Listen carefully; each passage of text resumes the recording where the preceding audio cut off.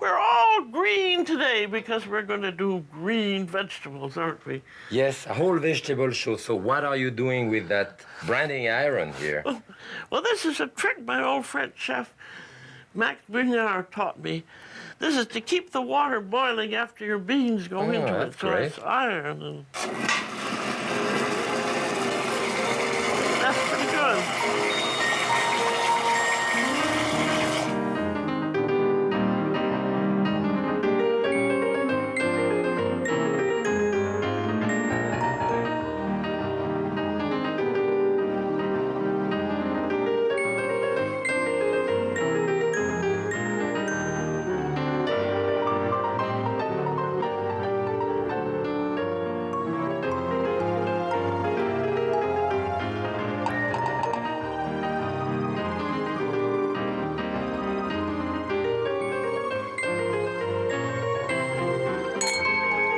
Happy cooking! Bon appetit.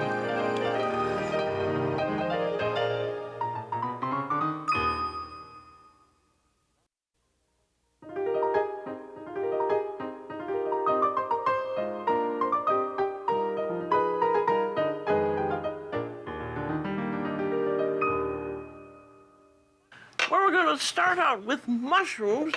We're going to make a mushroom Duxelle. That's very finely chopped mushrooms, and they have to be sauteed with shallots.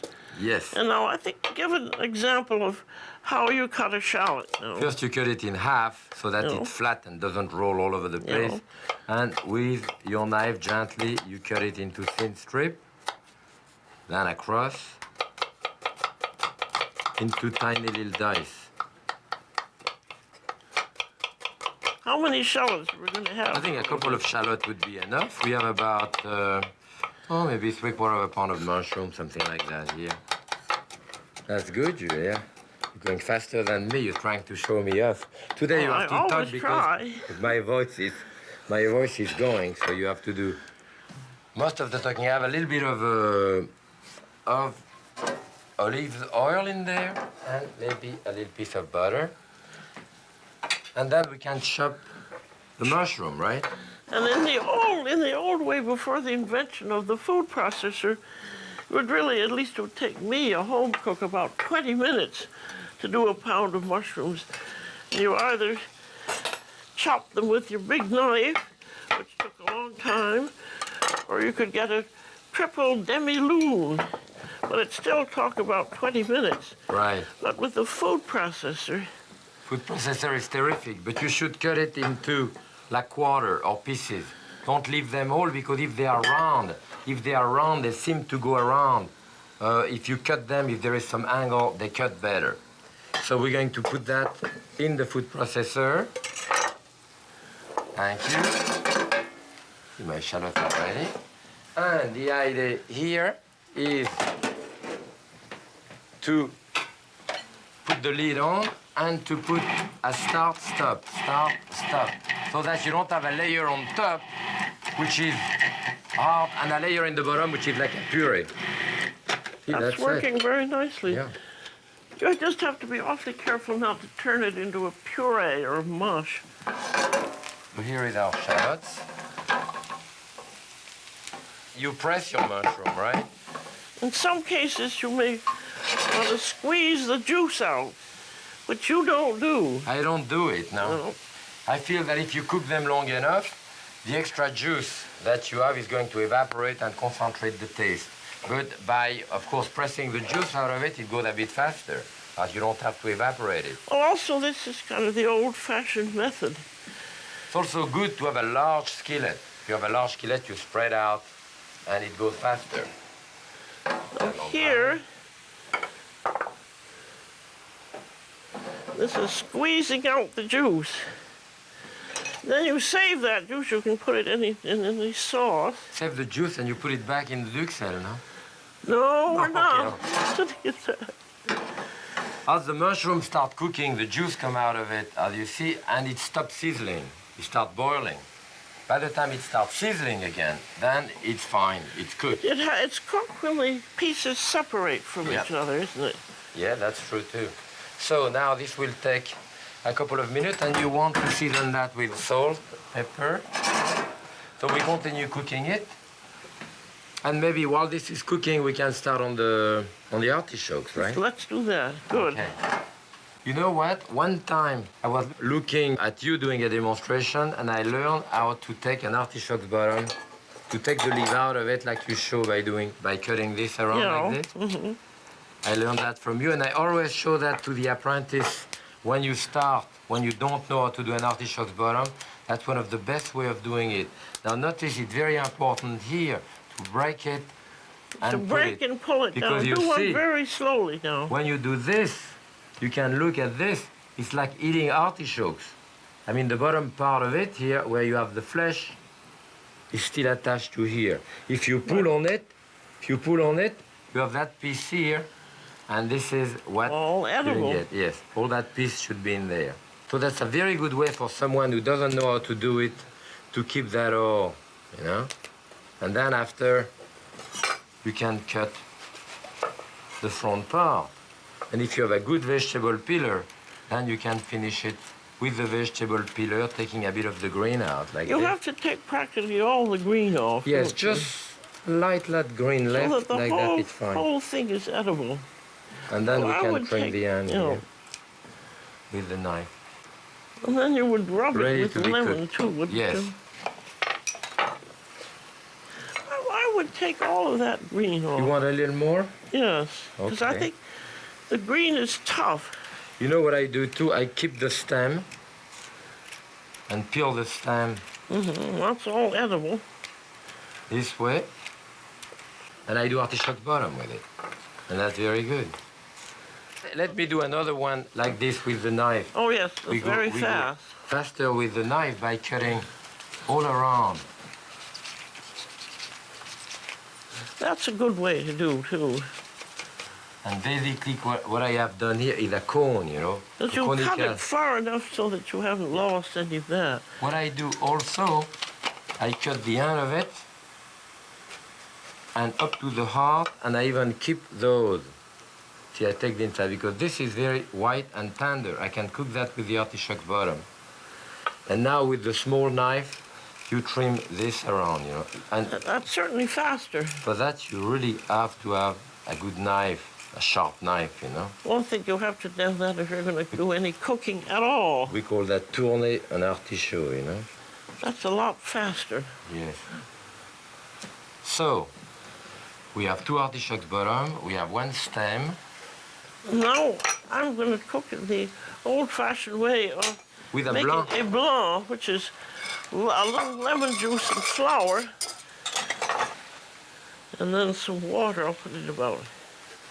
That's one full.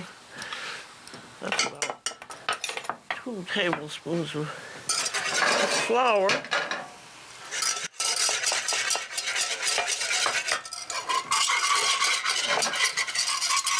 And that's just to come to the boil with a little water in it.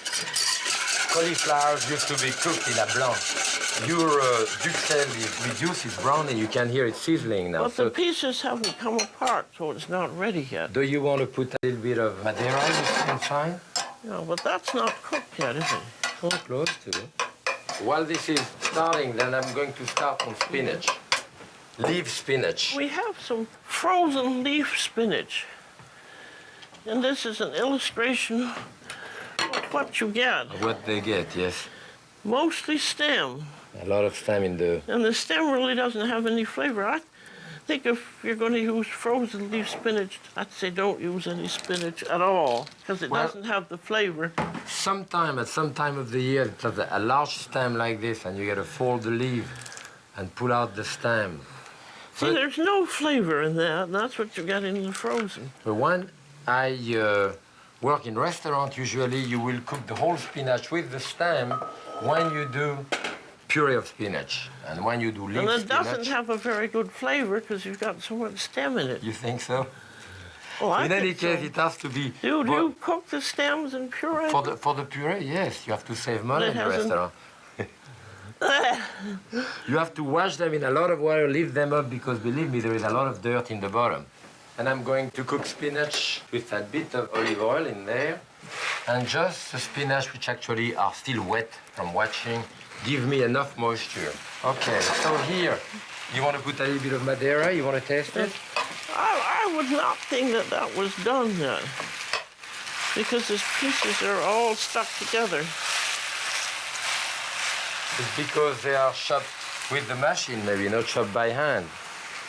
I think they are fine. Are we going to put some cream in there or just like this? Well, I think we can put some cream in, but I'm going to put a little bit of Madeira? that in, which gives it a nice... Okay, so you have the Madeira. We have Madeira. And let's put a tiny bit of flour in there. You want a little bit of flour? Hold Okay. together. Here we have some. Sprinkling. Okay. So now we have And then we're to gonna cook the get flour a little bit. Yeah. Are we ready for the cream now, you think? If you want any. Well, I think it'd be nice. Okay. So, that much. And the flour, of course, will make a kind of white sauce with the cream. And then it'll all stick together nicely from the artichoke. Good. The spinach, I think I'm just going to leave them salt, pepper. Well, let's see some of our cooked artichokes. I'm going to put these, I kept rubbing these with lemon. Yes. I'm going to put these in the blanc here and let them cook. Now, we have 4 artichokes here. So we're going to stuff 2, at least, with the Duxelle, which now is totally cooked. But And delicious. I tasted some. You and tasted it it, was huh? very, very good. Shall we put a little bit of breadcrumb on top of this? Yes. And that goes into the oven. Now the other one, I have the spinach here. I put a little bit of Parmesan cheese inside. So I want to see if it's bitter or not. What do you think? It's not very tender, It's but not? it tastes okay. I think that old-fashioned way Of boiling it. boiling it and squeezing it, you I get think that- it tender and you don't get that slight bitterness. Hmm. But you will do it either way. I mean, in a more modern way, I tend to do it this way with less loss of nutrient and... We don't care about nutrients, we care care about it, yeah. about Okay. taste. Yes, but when you Oh, can wait. have both together, you know? But it's still a little, it's not very tender and it still has a slight bitterness to it. I think doesn't it's it? very tender. It's very... Maybe you have sharper teeth than I do. Okay, so maybe here I'll mix a little bit of Parmesan cheese and breadcrumb to put on top. And if it's already warm like this, under the broiler for 5 minutes should be enough. Good. Here we are. They're nice and brown. Those look very nice, Jacques. Yes. Those look lovely. I think that make a nice garnish. How Oh, are very you? Are they lovely. cooked there? I think that's something that would be useful to know. Yes. Without any question, they are nice and white and tender. Yes, yes? and it Yes. goes through. And then you can also easily get the choke out. And when you get the choke out, you put them in a container back with the cooking liquid, and then you can keep them several days in the refrigerator and use them as receptacle, like a poached eggs, other type of things, Yes, whenever it's needed. lovely with a poached egg, Yeah, I love it with isn't a it? poached egg, And yeah. a béarnaise sauce. And a béarnaise, yes. That's wonderful. Shall we go on to the To the string beans? I have some petit haricots-verts, you know, the thin one. And you have some of the bigger, actually, those look more tender, a paler green, you know? Then these are really quite expensive, aren't they? They are a bit more expensive, without any question, yes. And you don't find them in many markets, actually. No. Usually, I know they used to be cooked in a lot of liquid. I cook them with very little liquid, as you can see here, so that by the time they finish cooking, the liquid is practically evaporated. In fact, I don't even have salt in it. Then I cover it, which we were not supposed to do. Everything No. against the rule. No, we'll see how they turn out. Okay. Well, I'm going to do mine toward the rule. I've got these big ones, and I'll just take the little end off like that. Right. That's the longest part of it, is taking the end off. Yeah, that part, you're right. Okay. Now, I'm going to have heavily boiling salted water. This is the more water, the better in this system. And then now you'll have to hand me my poker. Oh, yes, that's right. Now, this is a system I learned from my old chef who used to work on the transatlantic steamers. And here it goes. Right away. You see that? The idea here is the faster the water goes back to the boil, the greener the beans. And so these just have to cook until they're tender. It's just about 4 or 5 minutes. I do some sliced shallots. For mine, I'm going to cook sliced shallot. Well, mine are ready. And you can see I basically have no water. So, you know, I remove them, and I know it was classic to put them in ice cold water to cool them off. If I have a large quantity, I still do it. But if I don't have too much, then I think I get more taste out of it. Well, the ice water is if you want to do them ahead.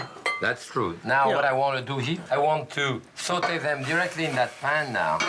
So what I will do, put a little bit of olive oil there, maybe a dash of butter, and I have some sliced shallots here. Okay, and that's it. I want to saute the shallot maybe 30 seconds to a minute, add my string beans, salt and pepper, and that's it. So where are you? Okay. Where are you at? Well, I want to taste one. And it's to be tender through, but with the slightest slight bite, according to Escoffier. Good. That's just done. That's good.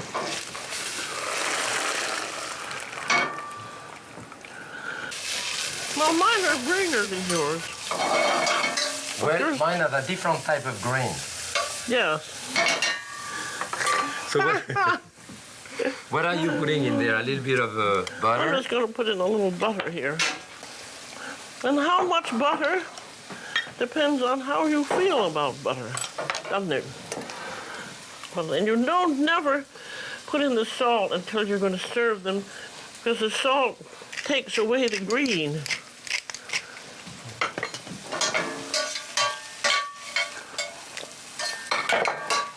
So, we have the string beans with shallots here, haricots verts rather. This is a paler grain, yes? But they were already paler when we started. Yes. It was a different type of string bean. Well, those look lovely, I think, Jacques. They look Either lovely. way. Both of them. I think. Well, a little lemon would be nice. Yeah, I think, I'm going to cut a remember, lemon for that. with the green vegetables, salt and lemon will take away the green color right away, practically. Serve them as soon as possible. I think I'll cut a lemon and cutting it. See, I cut those on the side like this, so that by the time it's cut, Oh, that's nice. you have a nice spiral effect, you In know. the middle. Oh, that's beautiful. Maybe a little piece of spring of thyme or something in the middle here. It's nice we can get fresh herbs now. Yes, isn't it's it? incredible. Well, we have quite a bit more to do on our Yeah. vegetables, so let's get at it. We're going to do garden peas. Petit You pois. practically don't see any peas anymore. Why is that? Frozen ones, I never use them at all. I like the frozen one actually. I mean, fresh is always better. But those frozen ones, they open them like this in a bath of water with salt, and the one high in starch goes to the bottom, the one high in sugar float to the top. When you buy those frozen, you should buy the tender, tiny peas, and those are the small one in the pod.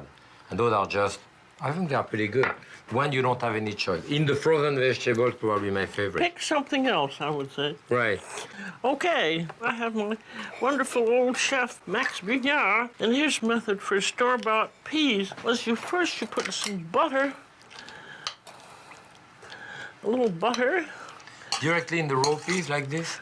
Yeah, and I'm going to put in a little tiny bit of sugar, about like that, and some kosher salt, and then you rub them together and bruise them. With the butter and all? With the butter, with your bare hands. Why would you want to bruise them? Because that's the way that's the recipe. That's the recipe. Good. And it really works. So while you're bruising your pea, I'll start mine. All right, you start And I have yours. about 2.5 cups of peas here. And I'm going to put tiny pearl onion, about 2 dozen of those. I'm going to put about a cup of water. I put some sugar in it, a tiny bit of sugar. I'm stealing some of your salt. That's okay. A tiny bit of salt and pepper.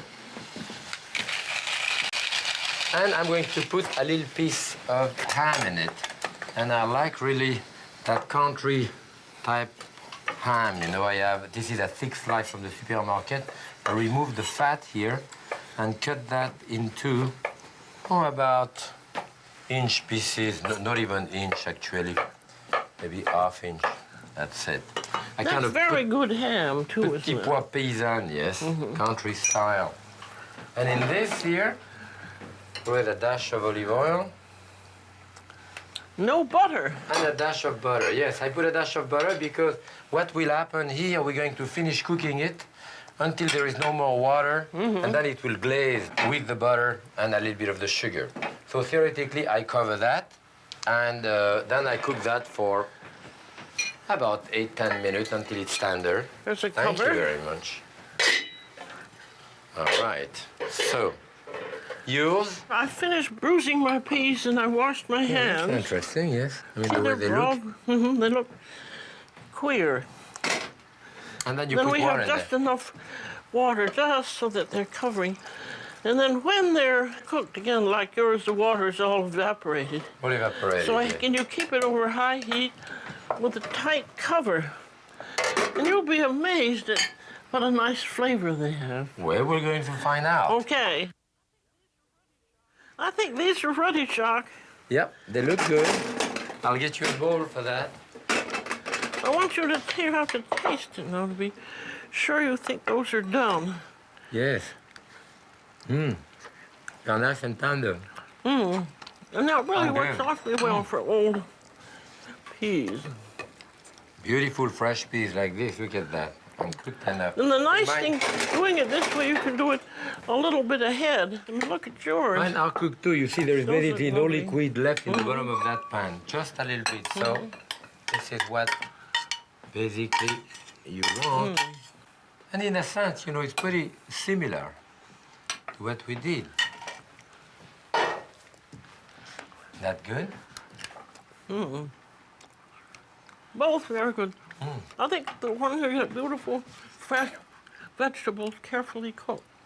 They don't really need anything else. I love vegetables like this. Rather than often you go to a restaurant and they dip them in hot water. And they have no flavor. Right. Well, that's it for vegetables today. And happy cooking. And bon appetit. Have a good time.